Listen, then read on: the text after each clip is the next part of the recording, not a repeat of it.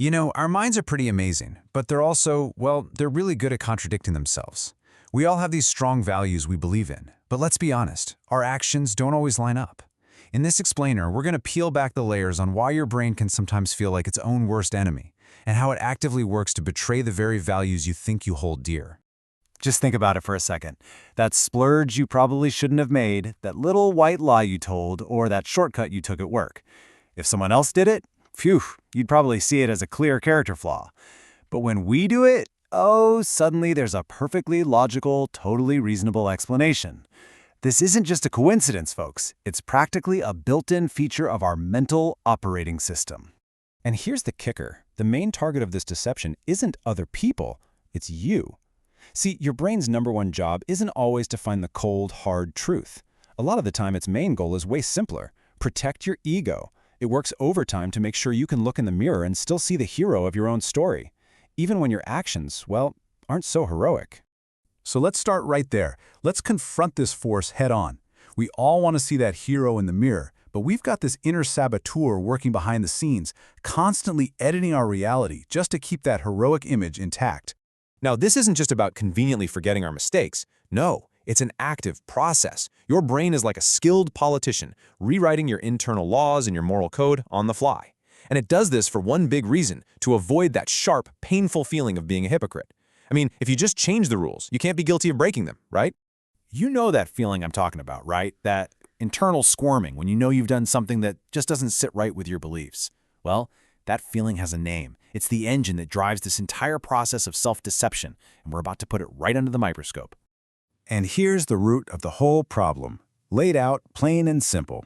On one side, you've got your values, what you truly believe is good and right. And on the other side, you've got your actions, what you actually go and do. When those two things are out of sync, that's when your brain declares a state of emergency. And I want to be clear, this isn't just some philosophical idea. We're talking about a tangible, physical event here. It's a literal neurochemical friction happening inside your skull. It's this grating, uncomfortable state that your brain will do almost anything to get rid of. It's like a fire that has to be put out, and fast. And here it is. The official scientific term for this internal friction is cognitive dissonance. It's that deep mental discomfort you get when you're trying to hold two conflicting ideas at once. Something like, I am a good, honest person, and I just did something that wasn't so honest.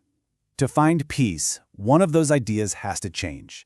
And let's face it, it's almost always easier to change the story than it is to change how you see yourself.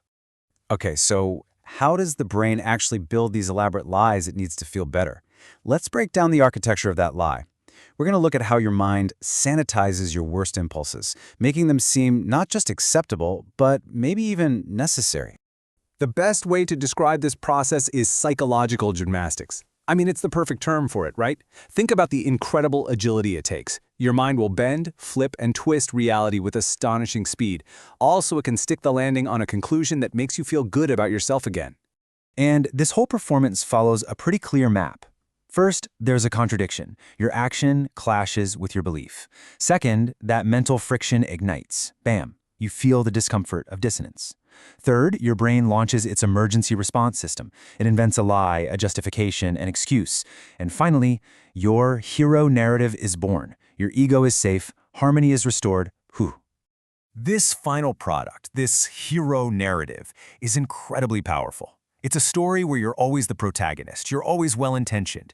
In this version of reality, your failures aren't really failures. Oh no, they're just learning experiences. Or maybe it was someone else's fault. Or, it just wasn't as bad as it looked.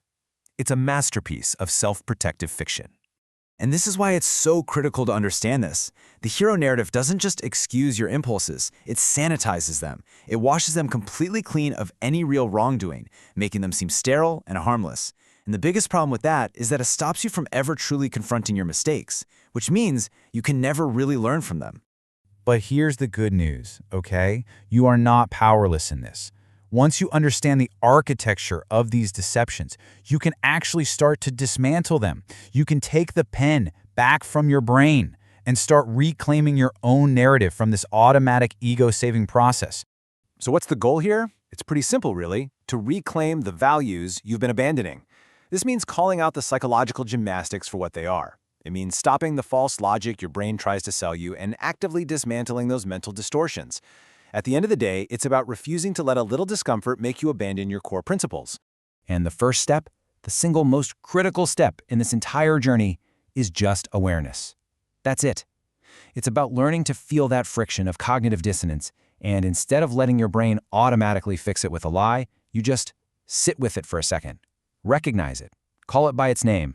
That is where all your power lies.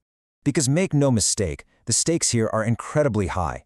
These aren't just little white lies you tell yourself. Over time, all those sanitized narratives and rewritten moral codes, they start to compound. They don't just protect your identity, they begin to rewrite it. You slowly become the excuses you make. You have to stop the lie before it becomes who you are. So, as we wrap this up, I'm going to leave you with this one question to think about. We all have our go-to narratives, right? Our favorite justifications. The first step to reclaiming your values is just identifying them. So what is the one story, the one comforting lie that you will stop telling